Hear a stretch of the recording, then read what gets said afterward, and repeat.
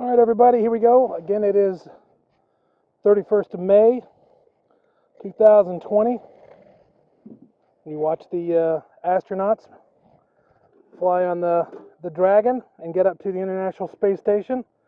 So that was exciting. The launch was yesterday, and the transfer over was just a couple hours ago, maybe an hour ago.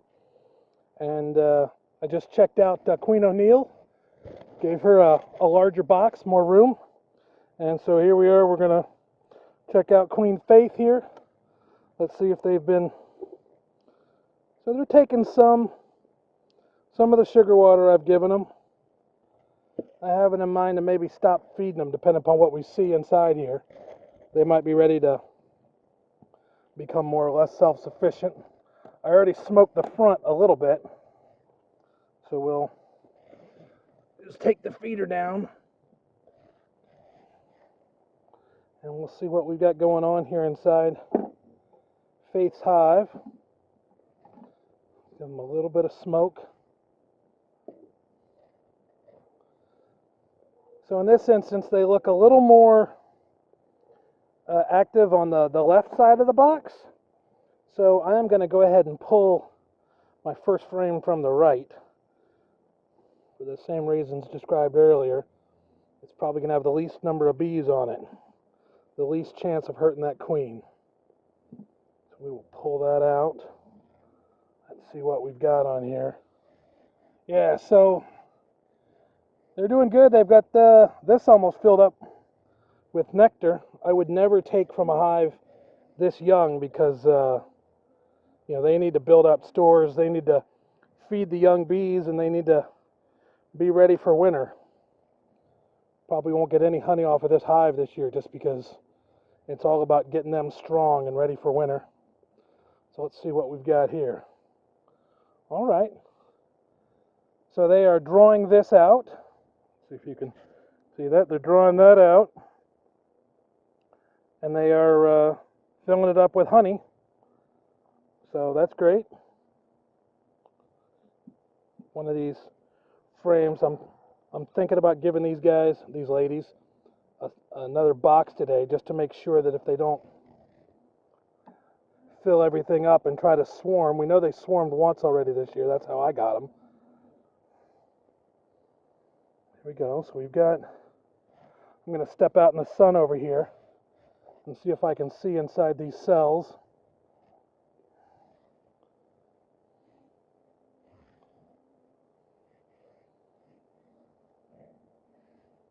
Yeah. So they're really filling that up with honey. Well, I mean honey, it's sugar water from the water I've been feeding them, so you wouldn't want to bottle this as honey because it's just thicker version of the sugar water that I've been feeding them. There's some brood. Right there is Queen Faith. Let me try to point her out to you. She's, I think, in the middle of the frame there. She's looking down inside the cells. She just not finding the room, or what? Let's keep going. But we just saw Faith right there.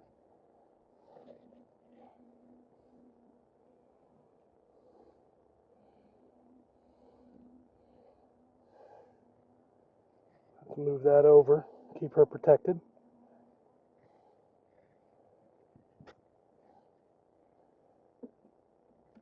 Pull out, I don't know, frame number 2, I guess. Normally, I guess I would count in my head from left to right. Let's walk out in the sun again and see what we can see. It's just easier to see into the holes. Definitely some larvae going on there.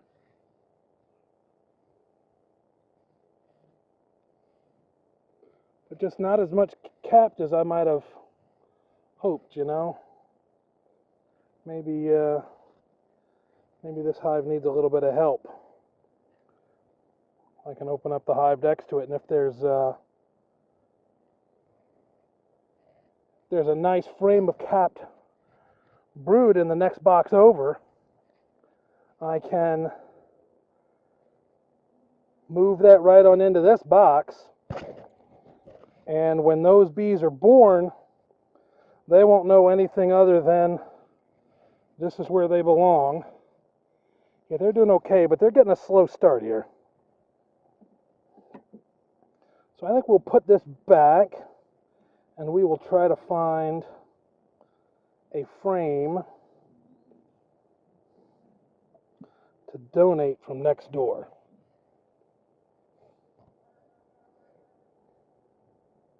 Because I'm going to give them another box up top.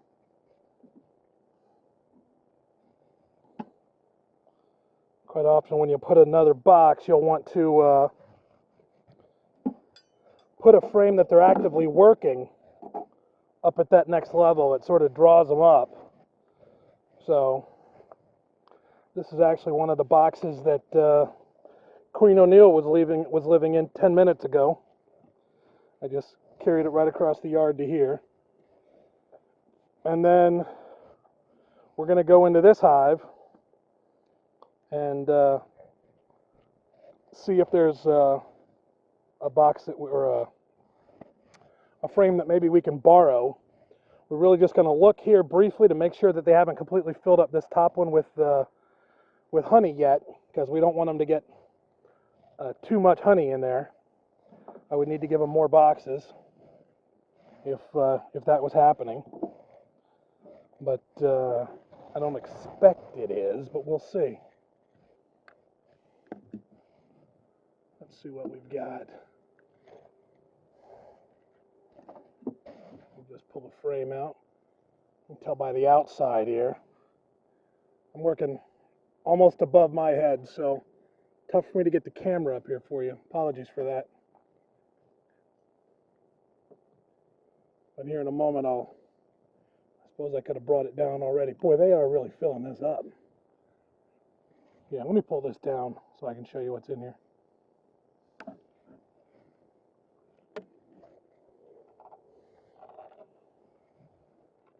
Yeah, they're filling some of it up, but some of these frames are empty.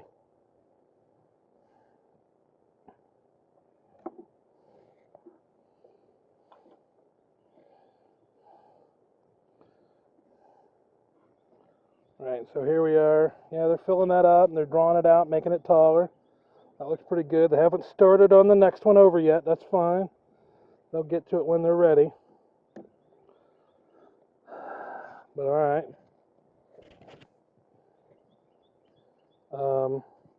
So there won't be any brood in here because this is above what's called the queen excluder. So there's no use to even look for a frame to help Queen Faith out. We'll go down another box. And this box also is for honey. That's interesting. These bees over here started to hum in the very short amount of time since I pulled them off. They already know that they are not in the same box their queen is in. It's amazing how quickly they can know that. So they start to get concerned. Get some smoke here.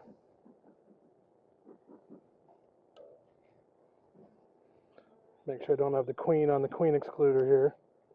And now what I'm looking for in these bottom boxes is just a nice frame of capped brood. There can be some open brood, that's fine too. But I want brood without the queen so that I can put it in Queen Faith's box to help her out.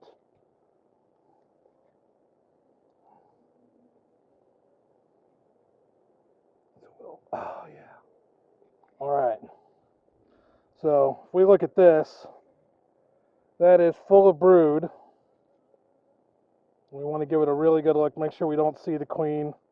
If I do see her, I'm going to shake these bees off anyways. But yeah, two good sides of brood. You can see as I pulled it out, I scraped a little bit on the honey right here. It's all right. So, okay. So I don't want to put all these bees over into that hive because they don't know Queen Faith from Adam, and they might try to kill her. But when the young ones hatch out, they don't know any different. So here we go. So we're going to shake. And now there's loads of bees in the air.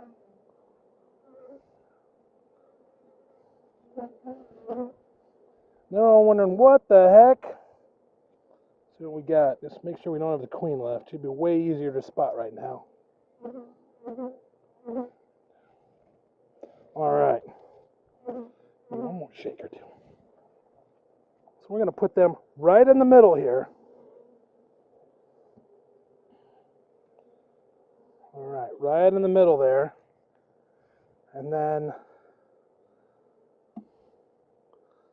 play a little bit of game here. Let's open this up a little. You know what? So you can see, I don't know, you can see here on the sides where they had connected a bunch of this to the sides. And I dropped it down. Give me a moment. Let's pull these girls out.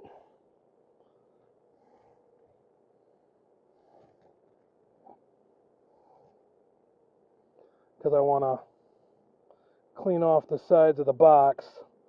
That was why I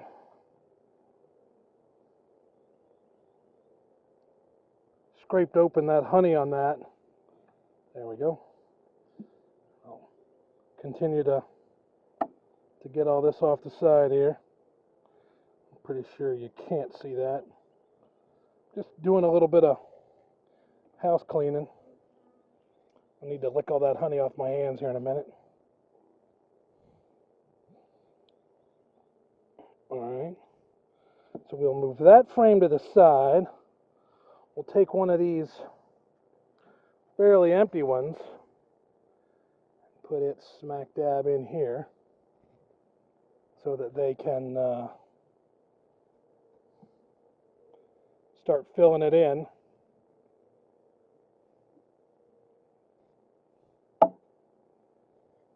Yeah, look at that. The bees are trying to get all the honey off of this. I'll pull it off. I might have killed one or two there in that process. Oh, she's alive.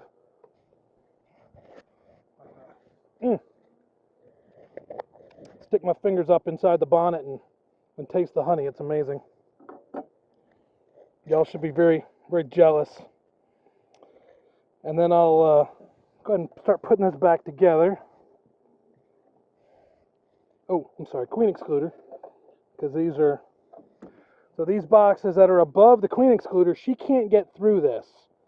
And that way she's not laying any eggs up above. The only thing that can be in these higher boxes is honey, which they're not doing much in this one right now. More's the pity. We hope they'll speed that up. We'll replace that frame. They had started in that other one, so that's why I had moved it to the top. Maybe I'll reverse these. Set that aside. Oh, that was the reason. Yeah, because of that stupid top bar I'm trying to get rid of. I've got one that's a little misshapen and not a true frame. This one here in the middle. So you can see it rides up a little higher. So I'm trying to get rid of that. But it had brood on it a while back. But once they hatch out, they start moving around. And then, like I said, she can't get up here to lay any more brood on it. So, alright, so there we go. So now you can see that's kind of high. We'll put the top back on that. Bunch of bees in that corner, so we don't want to crush them. So we'll just pop them down inside. And we just accomplished exactly what we wanted. We borrowed a frame of good healthy brood to put over here, and now This box is going to need 4 more frames. So I checked earlier to make sure I knew exactly where I could get those frames. I can get them. This orange box right here is empty.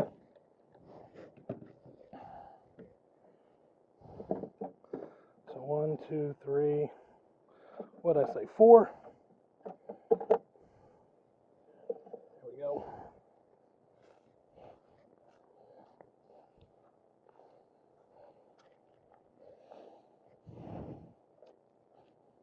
And now, hopefully, when all of these bees get born off of that frame, they can really help kickstart this hive. Faith definitely knows how to lay eggs. She's just not doing it in the quantity, say I'm seeing out of O'Neill over there. Sometimes queens just take a little time to get going. It's okay. And then there's still some sugar water in this feeder. Although, since I gave them all those empty frames, I'll keep giving them sugar water so that they can go ahead and make more wax. Not that they haven't been taking it really quick lately, but that's all right. Look at that, there's some ants in there. A couple dead ones, not sure how they get up underneath.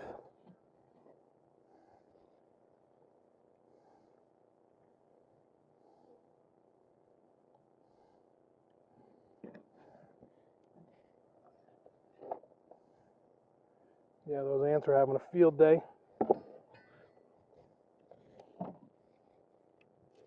Oh, is this the one that doesn't fit? Right, it's got to go on upside down. I like these top feeders, but the tolerances that they were built to from the place I got them weren't amazing. So I've started sort of making my own in like a completely different design. But all right, so there we go. So that is Faith. She's laying, but not super fast, and so we've given her some help from next door, and we hope that does the job. All right, everybody, thanks a lot.